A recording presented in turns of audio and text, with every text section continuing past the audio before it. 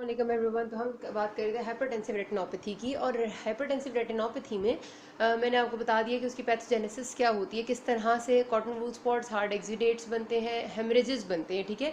और फिर हेमरेजेस मैंने बताया था डिफरेंट टाइप्स के होते हैं, जिस लेयर ऑफ रेटिना को मेनली इन्वॉल्व कर रहे थे उसके हिसाब से उनकी शेप बन रही होती है, तो हम उन्हें नाम दे देते हैं। डॉट ब्लॉट होते हैं, फ्लेम शेप्ड होते हैं, बोट शेप्ड होते हैं, सब रेटिनल होते हैं। मैं भी आपको बताऊंगी जो हमारी इससे कंसर्न है उनके बारे में, और फिर जो बाकी होंगे किसी अलग वीडियो में आपको सारी टाइप्स एक दफ़ा एक्सप्लेन कर दूंगी, ठीक है। अच्छा, अब मैं बात ये थी कि सिम्टम्स पेशेंट को खास किस्म के पेन वाले सिम्टम्स नहीं आते, लेकिन लॉस ऑफ विजन जो है ना वो बेचारे का हो जाता है। या तो सडन पेनलेस पूरा लॉस ऑफ विजन के साथ वो आपके साथ प्रेजेंट करेगा, नहीं होगा तो वो कम से कम ब्लरिंग ऑफ विजन के साथ प्रेजेंट करता है, ठीक है। अच्छा, अब आप जब साइंस होते हैं तो साइन आप क्या देखते हैं उसमें, आप जब जाहिर सी बात है कि जनरली तो आपको कुछ भी नजर नहीं आएगा, फंडोस्कोपी आप करेंगे या फिर आप फंडस एग्जामिनेशन करेंगे, आप स्लिट लैम्प के थ्रू करें या फंडोस्कोप से करें। फंडस एग्जामिनेशन जब आप करते हैं ना, वहाँ पर आपको नजर आती है जो चेंजेस, उसको उन चेंजेस के हिसाब से हमने 4 ग्रेड्स बनाए हुए हैं हाइपरटेंसिव रेटिनोपैथी के, ठीक है। डिफरेंट तरह के लोगों ने क्लासिफिकेशंस बनाई हैं, जिसमें से जो मोस्ट एक्सेप्टेबल और जो सबसे ज़्यादा एग्जाम में आती है वो है काइथ विजनर एंड बार्कर्स क्लासिफिकेशन। मोस्ट एक्सेप्टेबल तो नहीं मैं कहूँगी, yes it is to some, मतलब एक वो शीज क्लासिफिकेशन है, वो भी अभी हम आगे पढ़ेंगे। डिफरेंट लोग उसकी डिफरेंट प्रोनाउंसिएशंस करते हैं, तो आप प्रोनाउंसिएशन देख लीजिएगा, जो आपको बेहतर लगे आप वो कर लिया करें। मैं सिर्फ बताने का मकसद ये है कि हमारे जो एग्जाम में वो ये सबसे ज़्यादा आती है, तो हम इस पर ज़्यादा फोकस करेंगे। अच्छा, इसमें हमारे पास क्या होता है when we have the grade 1, ये अब जो मैंने गोल दायरा बनाया ना, ये बेसिकली फंडस का है। एक फंडस नॉर्मल में मैं भी आपको एंड में ना पिक्चर्स भी दिखाऊंगी ताकि आपको कॉन्सेप्ट बिल्कुल क्रिस्टल क्लियर हो जाए।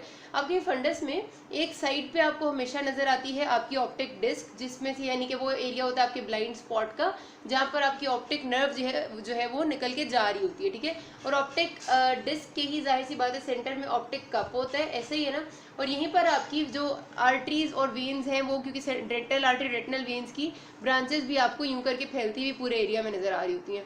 यहाँ पर एक सेंटर में पोर्शन होता है मैक्यूला लुटिया का, मैक्यूला और फोविया वाला पोर्शन, मतलब जो जिसकी डिटेल्स मैं आपको पहले बता चुकी हूँ कि उसमें मैक्यूला क्या होता है, फोविया क्या होता है, फोवियोला क्या होता है। लेकिन ये वाला वो एरिया होता है जहाँ मैक्सिमम कोन्स की डेंसिटी होती है, ठीक है जी।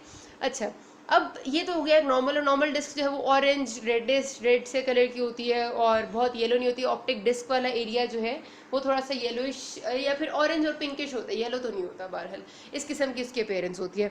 अब आपके पास अगर आप फंडस को एग्जामिन करते हैं इस तरह के किसी पेशेंट में, और आपको सबसे पहले अगर आपने देखा फंडस को और आर्टरीज नैरो नजर आई, ठीक है, आर्टरी पूरी तो नहीं होती, बेसिकली आर्टरी की ब्रांच होती है, मेन आर्टरी तो आपकी रेटिनल आर्टरी है ना, और वो यहाँ पे इस पॉइंट पे आके आर्टीरियोल्स में डिवाइड हो जाती है। तो अगर आपको नैरोइंग ऑफ द आर्टीरियोल्स नजर आए, आपको आर्टरीज जो है वो, जाहिर सी बात है नैरोइंग क्यों, हाइपरटेंशन में तो नैरो हो जाती हैं, तो नैरोइंग ऑफ द आर्टीरियोल्स नजर आए, उसके साथ साथ आपको ऐसा महसूस हो कि जिन एरियाज में आर्टरीज वेन के ऊपर क्रॉस करती हैं, मैं आपको ये पहले बता देती हूँ। हमारे पास जब आप ये पिक्चर देखते हैं ना फंडोस्कोपी की, आपको तस्वीर भी मैं दिखाऊंगी, मैं फिर कह रही हूँ उसमें क्या होता है कि आपकी सपोज ये एक आर्टरी है, ठीक है। तो कई बार ऐसा होता है कि एक आर्टरी से मुराद मेरी आर्टीरियोल है, आर्टीरियोल है तो इसके नीचे से कोई ना कोई आपकी वेन्यूल यानी वेन गुजरी होती है, इसके नीचे से, ठीक है। आर्टीरियोल ऊपर होती है, ऐसे ऊपर से आर्टीरियोल है, नीचे से वेन्यूल है, ये ऊपर से, मतलब इसको हम कहते हैं AV crossing, arteriole is crossing a venule. लेकिन ऐसा होने में नॉर्मल केसेस में कभी भी ऐसा नहीं होता कि आर्टीरियोल जब वेन्यूल के ऊपर से क्रॉस करे तो नीचे से वेन्यूल छुप जाए। छुपने से मुराद ये है कि वो प्रेस हो जाए या वो कॉम्प्रेस हो जाए या फिर उसकी शेप में कोई चेंज आए। नॉर्मल केसेस में ऐसा कभी भी नहीं। नॉर्मल केसेस में सिर्फ ये होता है कि अगर ये आपकी एक आर्टीरियोल है, बड़ी करके बना रही हूँ, और उसके नीचे से ये वेन्यूल पास कर रही है, तो वो चुप करके अपना पास कर जाती है और उसका शेडो हल्का सा नजर भी आता है और उसमें कोई कंप्रेशन और कोई ऐसा इफेक्ट नहीं आता। लेकिन जब आर्टीरियोल्स नैरो हुई हुई होती है ना, तो वो जाहिर सी बात है नैरो होने के साथ उनका ल्यूमिन तंग हो जाता है, उनकी वॉल थिकनिंग हो जाती है उनका। तो उसमें जब वो अब वो क्रॉस करेंगी ना वेन्यूल के ऊपर से नैरोइंग के बाद, तो वो उसको थोड़ा सा कंप्रेस भी करती हैं क्योंकि उनमें थोड़ा स्क्लेरोसिस, थोड़ी हार्डनिंग भी हो चुकी होती है, और वो उसको थोड़ा सा हाइड भी कर देती हैं, कंसील कर देती हैं। तो आपका ये इफेक्ट नजर आता है आपको कि एवी क्रॉसिंग जो है वो डिस्टर्ब हो जाती है। इसमें बहुत सारी और बातें भी एवी क्रॉसिंग में जो है ना ये बड़ी इंपॉर्टेंट है इसमें, क्योंकि एवी क्रॉसिंग में ही अगर आपकी जो आर्टीरियोल है वो पूरा दबा देगी वेन्यूल को, तो वो अगली स्टेज में आएगा। उसके बाद ऐसा भी होता है कि जब आर्टीरियोल जो है वो वेन्यूल के ऊपर से गुजरे तो दोनों तरफ पे वेन जो है वो टेपरिंग एंड बना देती है, वो भी अगले पार्ट में आएगा। ये तो बाकायदा साइंस है हमारे जो हमें बताते हैं कि यार कौन सी स्टेज है हाइपरटेंसिव रेटिनोपैथी की। तो ग्रेड 1 में सिर्फ और सिर्फ नैरोइंग ऑफ द आर्टीरियोल्स है एंड कंसीलमेंट है of the venule behind the arteriole. Concealment से मुराद ये है कि अब वो thickness of the wall of the arteriole की वजह से हमें नज़र नहीं आ पाती, उसका शेडो नहीं विजिबल होता। ठीक है जी, ये हो गया ग्रेड 1।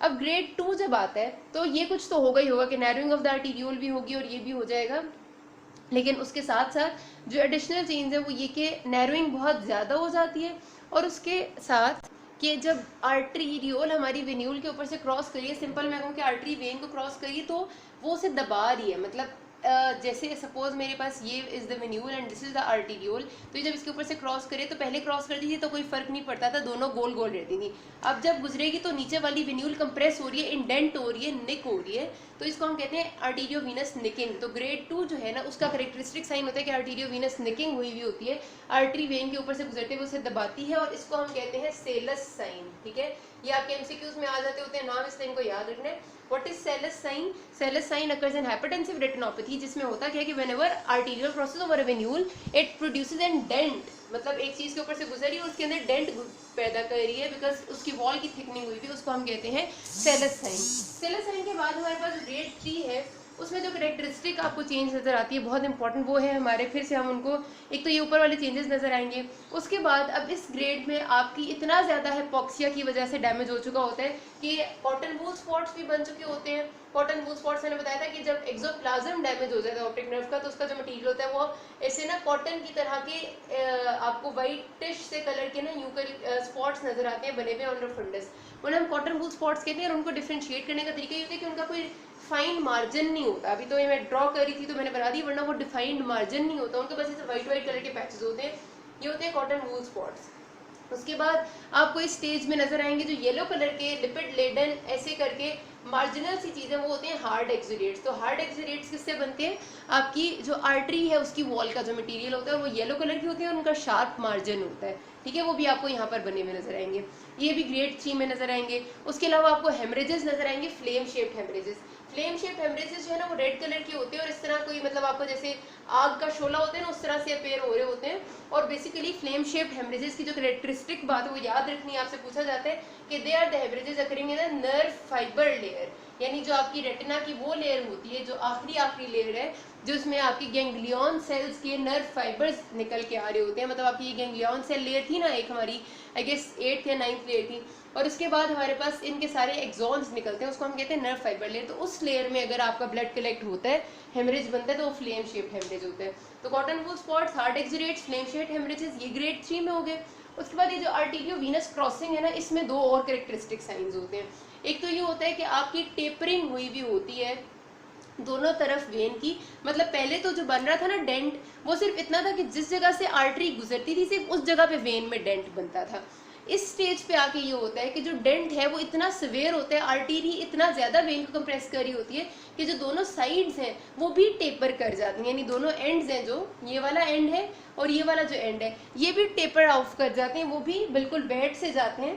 तो this is also a thing which is visible in your grade number 3, और इसको हम कहते हैं गन साइन। ठीक है, GUNN गन, गन साइन कहते हैं इसको, कि टेपरिंग हो जाती है दोनों एंड्स पे वेन्यूल की on the AV crossing area. और उसके बाद हमारे पास जो आखिरी साइन होता है वो ये कि बैंकिंग हो जाती है of the venule towards the arteriole, यानी कि वो अपनी उसकी ऐसे करके ना शेप ही थोड़ी चेंज हो जाती है वेन्यूल की, बिकॉज आर्टीरियोल से इतना कंप्रेस कर रही होती है। तो इसको हम कहते हैं बॉनेट साइन। ठीक है, बी से बैंकिंग, बी से बॉनेट्स। तो बस आपने ये वाली जो बातें हैं ना ये अपने जहन में रखनी है कि ग्रेड 3 की सारी करेक्टरिस्टिक बातें, cotton wool spot, hard exudates, nerve fibre layer damage आ जाता है, और सॉरी फ्लेम शेप्ड हेमरेजेस है, गन साइन है, और बॉनेट साइन। गन साइन में टेपरिंग होगी दोनों एंड्स की, और बॉनेट साइन में डिफ्लेक्शन हो जाएगी उसकी वेन्यूल की। ठीक है जी, बस इतनी बात इज मोर देन इनफ। उसके बाद आता है जी ग्रेड 4। अब ग्रेड 4 में ना ये शिद्दत इतनी ज़्यादा हो जाएगी। ये ग्रेड 3 में एक चीज़ रहेगी कि आपकी जो आर्टरीज है ना, ये आर्टीरियोल सॉरी, इनकी अपेयरेंस कुछ कुछ जगह पे ऐसी होती है जैसे कॉपर वायर होती है ना ब्राउन कलर की, वैसी हो जाती है। मतलब नॉर्मली तो रेड कलर की होती है ना आर्टरीज आपको अपेयर होती है, ये ब्राउन ब्राउन कलर की हो जाती है, थिन ब्राउन कलर की। और उसकी वजह ये होती है कि उनमें ब्लड सप्लाई ही इतनी लेस होती है, वो इतनी नैरो हो चुकी होती है कि उनका कलर लूज हो जाता है, तो वो कॉपर वायर अपेयरेंस आ रही होती है। तो ये भी ग्रेड 3 में होता है। ग्रेड 4 में कॉपर वायर भी जो है ना वो खत्म हो चुकी होती है, क्योंकि अब ब्लड इतना लूज हो चुका होता है आर्टरीज में से कि वो बिल्कुल पेल और डेथ हो चुकी होती है, उनकी नेक्रोसिस टाइप सीन हो चुका होता है, तो उसे हम कहते हैं सिल्वर वायर अपेयरेंस। अभी आपको पिक्चर में दिखाऊंगे, सिल्वर वायर की तरह का उनका अपेयरेंस होता है, बिल्कुल जैसे कुछ है ही नहीं, बेजान चीज़ें हैं, ठीक है जी। अच्छा, उसके अलावा ग्रेड 4 में आपकी जो चीज़ आती है वो ये कि आपकी ऑप्टिक डिस्क में शदीद एडीमा होता है, मतलब बिल्कुल आपको क्लियर नहीं हो रही होती, और डिफ्यूज हेमरेजेस होते हैं पूरे एरिया में। जो ग्रेड 3 के साइंस थे वो तो होंगे ही होंगे, यानी Salus sign, cotton sign, Gunn sign, cotton wool spots हैं वगैरह वगैरह। उसके साथ साथ बहुत ज़्यादा oedema and silver copper wiring, उससे कॉपर के सिल्वर वायरिंग हो जाएगी और बहुत ज़्यादा हेमरेजेस हो जाएंगे, तो आपकी ग्रेड 4 होती है। तो ये जो क्लासिफिकेशन है मैंने इस पर इतनी डिटेल इसीलिए इतनी देर लगाई ताकि आपको अच्छे से समझ आ जाए। अब बस इसमें कोई और बात नहीं है, मैं आपको डायग्राम्स दिखाती हूँ। ओके गाइस, इस डायग्राम में आपने 3 चीज़ें देखी हैं जो अप्रिशिएट करनी है। ये आपको जो नज़र है these are the cotton wool spots, यानी कि आपको क्लियर बहुत मार्जिन नहीं, और कॉटन जिस तरह होती है उस तरह के आपके स्पॉट्स हैं। ये जिस पे हली एरो हेड बना हुआ है ना, जिसकी तरफ पॉइंट कर रही है, ये आपका फ्लेम शेप्ड हेमरेज है, ठीक है। फ्लेम शेप्ड हेमरेज से मुराद है कि आपका वो हेमरेज इनर फाइबर लेयर में, और ये जो एरो जिसकी तरफ पॉइंट कर रहा है, जो छोटी छोटी स्ट्रेट लाइंस सी हैं, these are the hard exudates, ठीक हो क्या। अच्छा, ये डायग्राम बहुत खूबसूरत है आर्टीरियल वीनस निकिंग की। ये जो आपको ऊपर की तरफ नजर आ रही है जो लाइट कलर की, दिस इज योर आर्टीरियोल, जो नैरो हुई हुई है, जो कंप्रेस हुई हुई है, और जिसके ऊपर से गुजरी है डार्क कलर की वो वेन है। और जब इसके ऊपर से गुजर रही है तो नीचे वाली वेन कंप्रेस हो रही है, और उसका शेडो भी हमें नजर नहीं आ रहा। This is called AV nicking. इस डायग्राम में देखिएगा, ये जिसकी तरफ एरो हेड पॉइंट कर रहे हैं ना, ये कॉपर वायरिंग है, कि वायर्स बिल्कुल मतलब आपकी जो आर्टीरियोल्स हैं ये अपना कलर लूज कर चुकी हैं, और रेड होने के बजाय आपकी ये देखिए किस तरह कॉपर वायर जैसे कलर की थिन कॉर्ड्स हैं। और ये जो आपको बॉर्डर पे नजर आ रही है ये भी आपकी वही आर्टरीज हैं जो कलर इतना लूज कर चुकी है और नेक्रोसिस इतना हो चुकी है, सिल्वर वायरिंग अपेयर हो रही है, ठीक है। तो ये वाली कॉपर वायरिंग है यहाँ पे, और this is the silver wiring. ये देखिएगा, ये जब आपका बहुत लेट स्टेज होती है ना हाइपरटेंसिव रेटिनोपैथी की, तो ऑप्टिक डिस्क बिल्कुल पेल हो जाती है, वो है ऑप्टिक डिस्क पहले। और इस पिक्चर में आपको डिफ्यूज एडीमा और बहुत ज़्यादा हेमरेजेस नजर आ रहे हैं, ठीक है। So these are all about hypertensive retinopathy. इसको फिर आप हाइपरटेंशन ट्रीट करेंगे तो खुद ही ठीक हो जाती है। अभी तक कोई मसला हुआ, you can ask me. Thank you.